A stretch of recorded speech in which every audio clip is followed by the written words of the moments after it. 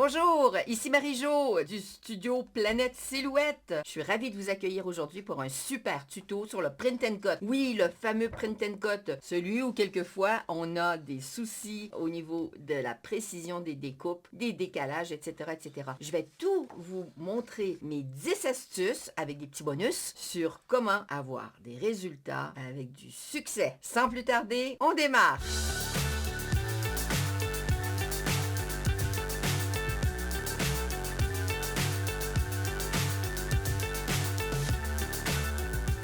Nous voilà, on y va dans ce logiciel tout de suite. Je vous accompagne, vous venez avec moi. Voilà dans le logiciel. Alors, première chose à vérifier, ça va être les réglages dans le menu mise en page. Quand on ouvre un nouveau document, il y a automatiquement le menu mise en page qui vient s'installer ici. Pour être plus confortable, je vais me le mettre là. Je veux me l'installer ici. Et donc, on va regarder chaque chose qu'il faut absolument que dans ce premier onglet. Donc, la première chose à faire, c'est vérifier son premier onglet si on a bien tout réglé. Premier réglage, le type de machine. Le deuxième, le type d'alimentation doit être en mode manuel. Si on a un auto sheet feeder, c'est-à-dire le chargeur de feuilles automatique, c'est là où il faudra le régler. Dans cette vidéo, je ne vais pas m'attarder à cet accessoire qui facilite la découpe de vos feuilles, soit en print and cut ou simplement la découpe toute simple. Ça sera pour un autre tuto. Passons maintenant. Le tapis de coupe. J'ai une caméo, je vais mettre que j'ai un tapis caméo. J'ai un portrait, je mets un tapis portrait. OK?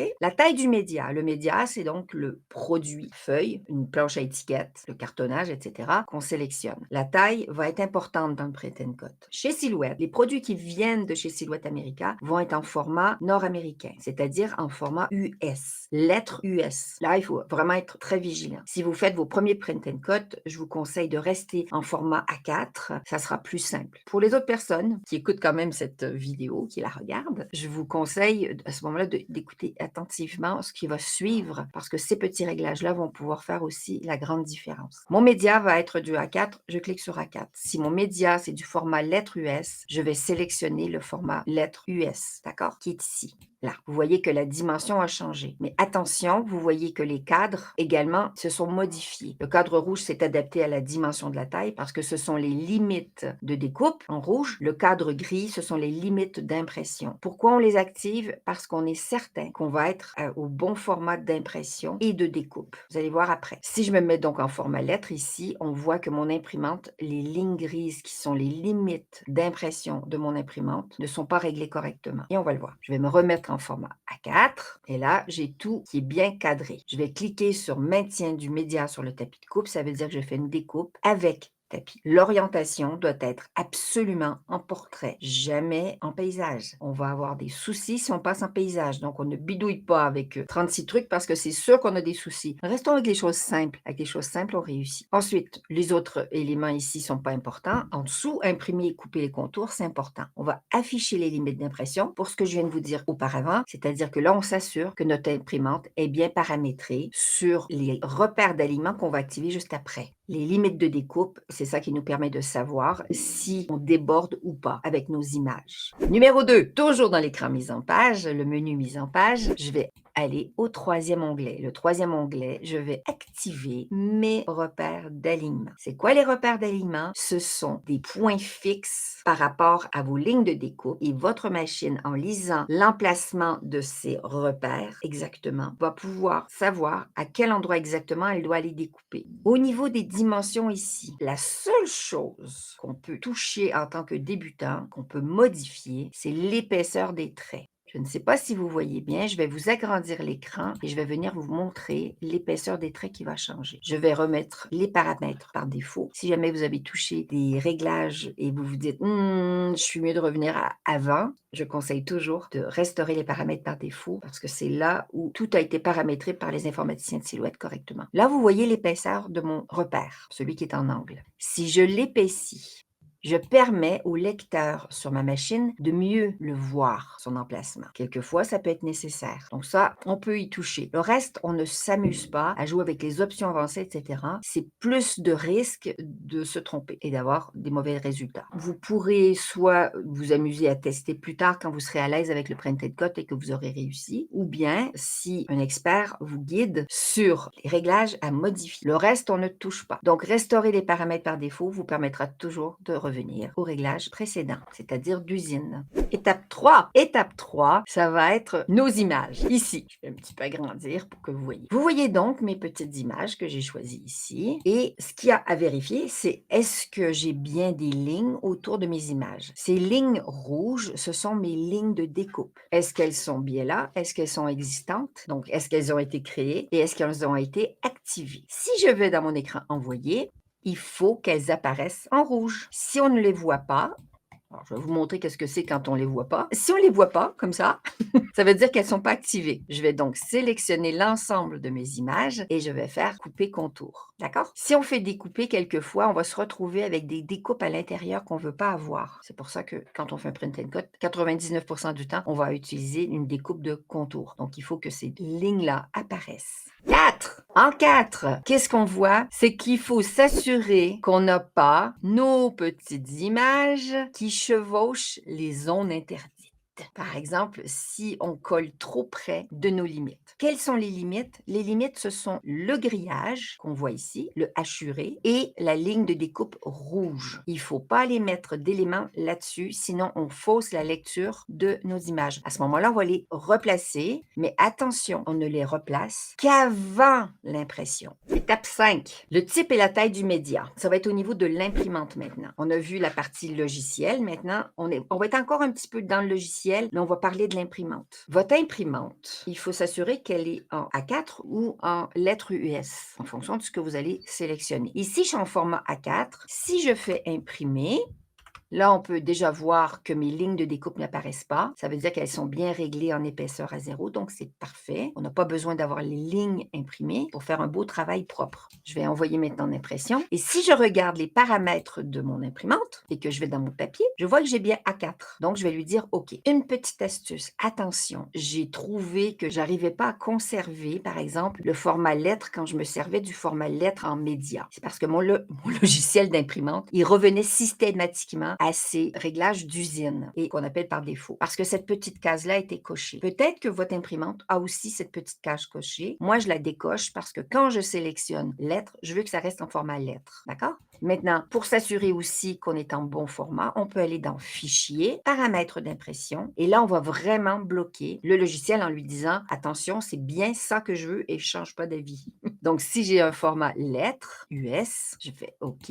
Vous voyez que ma ligne grise, et je vais vous la montrer tout près, mon cadre gris de limite d'impression n'est pas correct. Vous voyez qu'il déborde parce que le format lettre US est plus large et moins haut qu'un format A4 si on met les deux un par-dessus l'autre. Si vous voyez vos lignes qui ne sont pas correctement affichées, ça veut dire qu'il y a un problème soit avec votre imprimante qui n'est pas réglée sur le bon format ou vous n'avez pas bien sélectionné dans votre menu mise en page, que je ramène ici, le format correct. Donc, soit lettre, soit A4. Toujours dans le mode imprimante, mon numéro 6, la qualité de l'impression. Eh bien oui, des fois, notre encre noire sur notre imprimante peut laisser paraître qu'elle est très bien, mais quand on la regarde de proche, elle ne l'est pas. Le mieux, c'est vraiment de s'approcher et de regarder. Si on a un doute, c'est super important que ce repère, celui-ci et celui-ci, soient bien noirs. Si on a un petit doute, si on voit que la machine, quand elle lit les repères, a de la difficulté à les lire, on ne s'énerve pas, on ressort son tapis, on passe un petit coup de crayon feutre noir, comme un Sharpie fin ou autre chose comme ça, et on les refait. On n'est pas obligé de le faire à la perfection. Il faut bien rester à l'intérieur. Il ne faut pas déborder nos repères d'alignement. Pour ceux des angles, moi, je prends une règle, je m'installe et je passe un petit trait. Parce qu'il arrive effectivement, en fonction du média aussi, si l'encre, elle accroche pas bien, c'est parce que quelquefois, le papier est un petit peu glossy, c'est-à-dire brillant, et va pas absorber l'encre de la même manière. Une autre petite astuce, c'est de mettre, à vrai dire, l'idée, je l'ai volée à Silhouette.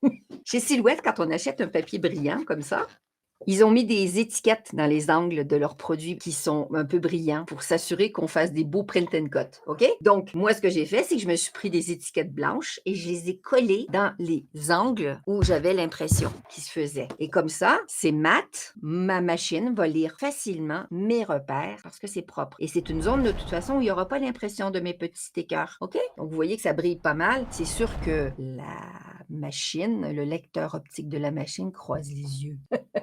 7. On est rendu au numéro 7. Déjà, votre papier glisse dans l'imprimante. Ça arrive. Du papier glossy, ça glisse. Si vous avez mis vos petits angles en papier, tout va bien se passer. Si vous n'en avez pas mis, vos repères vont pas se trouver aussi bas, ils vont se trouver plus haut. Dans ce cas-là, sur le tapis, quand on va mettre sa feuille, il faudra s'assurer de la positionner légèrement plus bas que l'angle où on la positionne d'habitude pour que la machine ne soit pas en train de chercher à un endroit où le petit carré n'est pas.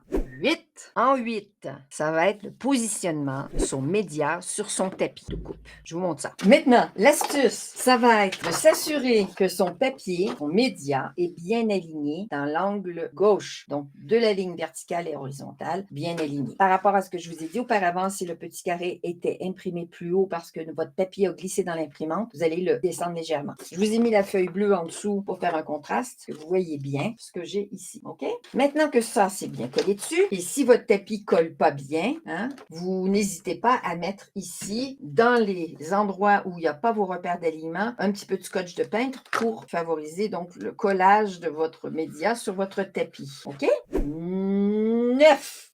En 9. Maintenant que ça c'est bien réglé, je vais m'assurer que mon tapis est bien positionné dans ma machine. Sur la gauche de ma machine, sur la base, il y a un petit relief. Je vais donc venir coller contre mon tapis. Je m'assure que mon rouleau de droite est bien sur ma bande sans colle. Vous pouvez imaginer que s'il y a de la colle, ça va encrasser mes rouleaux, mais c'est qu'il va y avoir plus de tension d'un côté que de l'autre. OK? Une fois que ça c'est fait, c'est bien positionné, il faut que mon tapis soit bien contre les rouleaux d'entraînement et après, j'ai plus qu'à charger mon tapis. En 10! Enfin, le 10!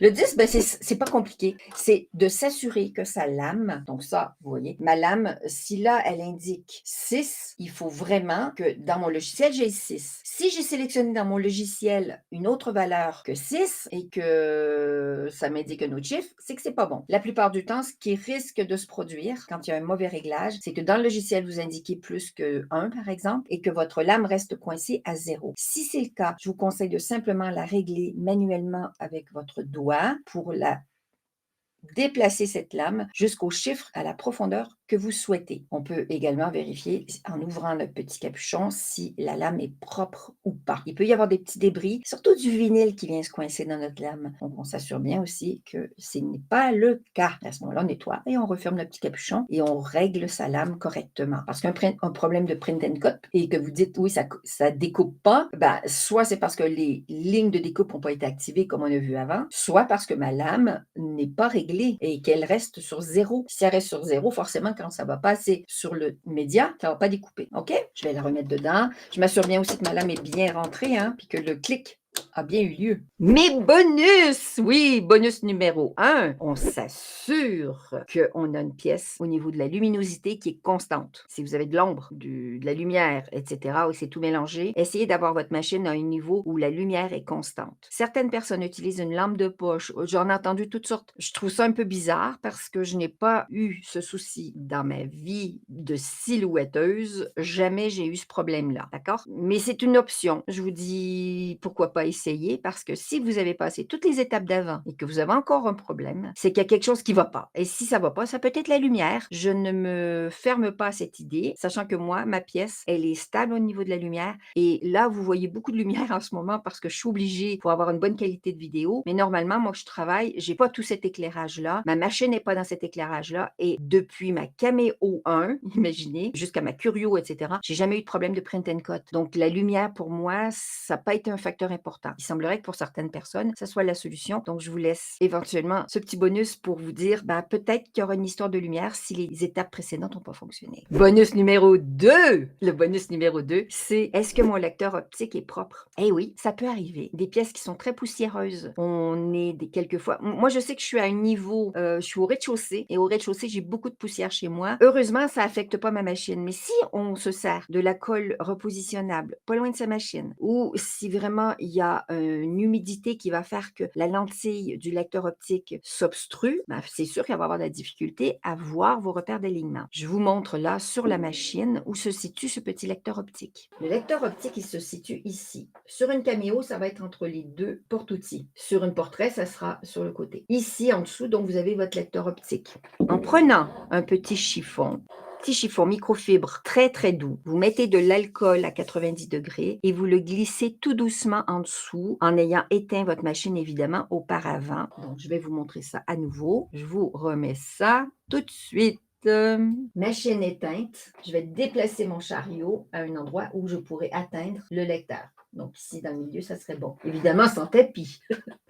Et là, vous passez légèrement en dessous pour nettoyer le petit lecteur. Voilà ce que je vous propose. Mon troisième bonus, c'est de vous proposer d'aller dans la description de ma vidéo. Vous allez pouvoir cliquer sur un lien qui va vous amener sur la demande de la checklist de Marie-Jo, la mienne, oui, la mienne. Elle n'est pas parfaite. Elle est elle est basée sur mon expérience. Peut-être que celle de quelqu'un d'autre est différente. Toutes les idées sont bienvenues. Comme je vous l'ai dit, n'hésitez pas. Personne n'est parfait. N'hésitez pas en dessous à mettre un commentaire. Vous me dites, moi, ça a marché pour moi. Je serais ravie de le savoir parce que peut-être que cette technique-là m'a échappé et vous avez tous vos propres expériences qui vous permettent de grandir également. Et voilà. Donc, si vous voulez cette petite liste de ma checklist, n'hésitez pas donc à cliquer en bas dans la description de la vidéo. Je vous l'enverrai avec grand plaisir.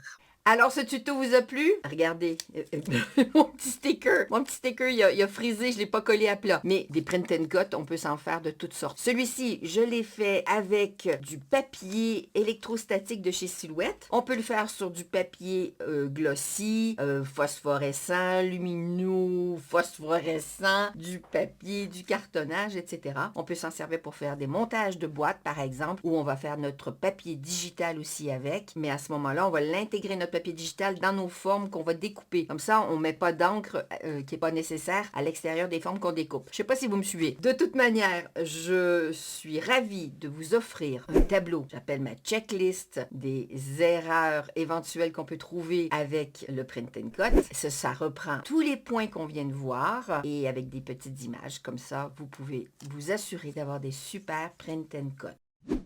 J'espère que cette vidéo vous a plu. Si c'est le cas, n'hésitez pas à me faire un petit pouce en haut, à vous abonner à ma chaîne si ce n'est pas déjà fait, à activer la petite cloche pour être tenu au courant des prochaines vidéos et toutes les suggestions sont les bienvenues dans les commentaires et puis même les questions. D'ici à la prochaine, je vous souhaite une belle continuation créative avec tout plein de print and cut à la folie. Ciao, ciao!